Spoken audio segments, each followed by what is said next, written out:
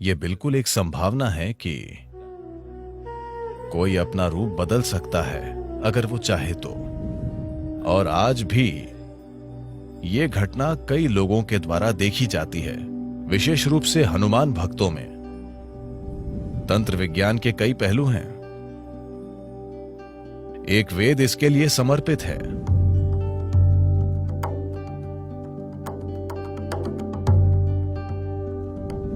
बचपन से ही मैंने हनुमान जी के बारे में सुना है।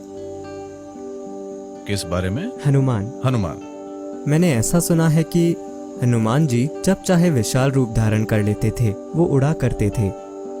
वो बहुत छोटे भी बन जाते थे, जैसे वो अपने शरीर को बहुत छोटा कर लेते थे। क्या ये सच था या केवल कोई कल्पना थी, या कोई प्रतीक, या वैसा कुछ था? धन्यवाद। किसी व्यक्ति का छोटा या बड़ा होना, या उड़ना, या कुछ और करना, क्या ऐसी संभावना है? संभावना बिल्कुल है। ये हकीकत है। ऐसा इस देश में, इस संस्कृति में काफी प्रचलित था, लेकिन इसे अच्छा नहीं माना जाता था। लेकिन कहीं और इसे अच्छा माना जाता था, खासकर मूल अमेरिकी संस्कृतियों में। वहां शैमनिज्म यानी ओझा धर्म की एक पूरी परंपरा मौजूद है, जहां ये आज भी वहां ये बातें आम हैं कि कैसे एक मूल अमेरिकी ओझा एक चील बन जाता है, एक मक्खी बन जाता है, एक भेड़िया बन जाता है, खुद को किसी दूसरे रूप में बदल लेता है और वहां चला जाता है, और ये सब। So these are not just stories, it is very much a possibility. तो ये सिर्फ कहानियां नहीं हैं, ये बिल्कुल एक संभावना है कि कोई अपना रूप बदल सकता है अगर वो चाहे तो। ध्यान लिंग में एक पैनल है जहां किसी ने खुद को एक ऐसे रूप में रूपांतरित किया था जो किसी दूसरे व्यक्ति के लिए मायने रखता था। क्या आपने देखा है? आपको पता नहीं था? तो लोगों का अपनी सुविधा के अनुसार वो जैसा चाहे वैसा रूप ले लेना, ये कोई नई बात नहीं है, या ये कोई अनसुनी बात नहीं है। दुनिया के लगभग हर हिस्से में ये मौजूद है। इन दिनों खासकर इसका एक बड़े पैमाने पर प्रचार किया जा रहा है उत्तर अमेरिकी और दक्षिण अमेरिकी ओझाओं के बारे में। About shamans. ओझाओं का चील बन जाना और भेड़िया बन जाना, ये दो रूप उनके लिए बहुत आम है। यहाँ ये कोई अनसुनी बात नहीं थी, लेकिन हमारी संस्कृति में इसे अच्छा नहीं माना जाता था। वहाँ इसे अच्छा माना जाता है क्योंकि ये आध्यात्मिकता नहीं है, ये तंत्र विद्या है। यहाँ हमारे तंत्र वैज्ञानिक, I call them scientists because they are that kind. मैं उन्हें वैज्ञानिक इसीलिए कहता हूँ क्योंकि वे उसी तरह के हैं। वे खुद को पक्षी या जानवर में बदलने की तकलीफ नहीं उठाते क्योंकि इसमें खतरा है। एक सुंदर कहानी है जिसमें उस ऋषि का क्या नाम है जिन्होंने निगल लिया था? क्या आप जानते हैं मैं किसकी बात कर रहा हूं? अश्विनी कुमार, और वो उनके पास कुछ सीखने गए थे। शुक्लाचार्य। हाँ, क्या उन्होंने घोड़े का रूप ले लिया था? अश्विनी कुमारों ने घोड़े का रूप ले लिया था, और उन्होंने क्या निगल लिया था? शुक्लाचार्य को, मेरे ख्याल से। तो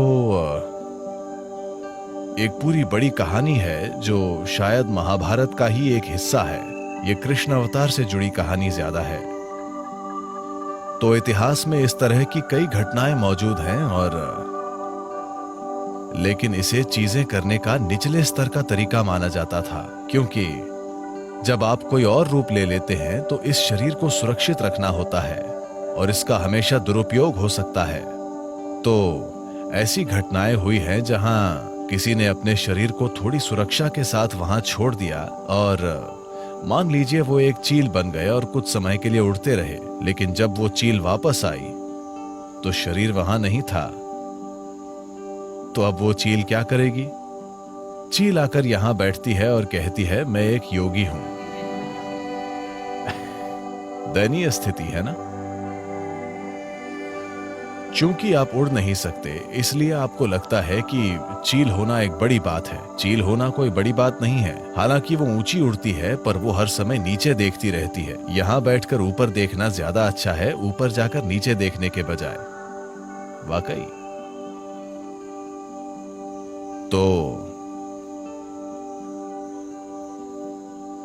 यहां तंत्र वैज्ञानिकों ने दूसरी तरह के तरीके विकसित किए, यानी वो खुद कोई दूसरा रूप नहीं लेते, वो दूसरे रूप चुनते हैं और उन्हें ऐसा बना देते हैं कि वो एक खास तरह से काम करे। वो कोई जानवर चुनते हैं, आमतौर पर एक जानवर जिसका बहुत इस्तेमाल होता है वो है मुर्गी। अरे आपको लगता है कि वो बेकार चली गई? तो वे उसके जीवन को, वो मुर्गी जवान और जीवंत होनी चाहिए, न कि पकी हुई। तो मुर्गी की जान निकाल दीजिए और उस जीव रूप का उपयोग अपने कुछ काम करवाने के लिए कीजिए। बजाय इसके कि आप मुर्गी का शरीर धारण करें, आप नियंत्रित तरीके से उस मुर्गी से चीजें कराते हैं। रिमोट कंट्रोल मुर्गी, ठीक है? एक रिमोट कंट्रोल मुर्गी खुद आपके मुर्गी बन जाने से बेहतर है ना? क्योंकि आपके मुर्गी बनने में खतरा है। आप अपना शरीर छोड़कर गए, आप एक मुर्गी के रूप में बाहर गए और कुछ करने की कोशिश की और आप किसी की तंदूरी चिकन बन गए। तो उन्होंने उन्हीं चीजों को करने के लिए बेहतर, ज्यादा परिष्कृत तरीके विकसित किए। क्या यह संभव है? क्या हनुमान का छोटा बड़ा बनना संभव है? बिल्कुल संभव है। और आज भी यह घटना कई लोगों के द्वारा देखी जाती है, विशेष रूप से हनुमान भक्तों में। हनुमान के भक्तों के बीच रूप बदल लेना आज भी एक बहुत सामान्य बात है, क्योंकि उन्होंने ये चलन शुरू किया था। हनुमान एक सुपरमैन है। बस थोड़ी सी पूंछ और चेहरे की बनावट के अलावा बाकी पूरे सुपरमैन हैं। वो एक सुपरमैन है। उनकी भक्ति ही उनकी शक्ति है। उनके दिल में भक्ति इतनी मजबूत है कि उसकी वजह से वे सबसे अलग चमकते हैं, अपनी सच्ची भक्ति के कारण। तो भले ही आप एक बंदर हों, अगर आप एक भक्त हैं तो आप अपने बंदरपन के परे जा सकते हैं और कुछ असाधारण बन सकते हैं। यही हनुमान की कहानी है। अगर आप एक गधे भी हों तब भी यह काम करता है। तो हां, तंत्र विज्ञान के कई पहलू हैं। एक वेद इसके लिए समर्पित है। अथर्ववेद पूरा इसी के बारे में है।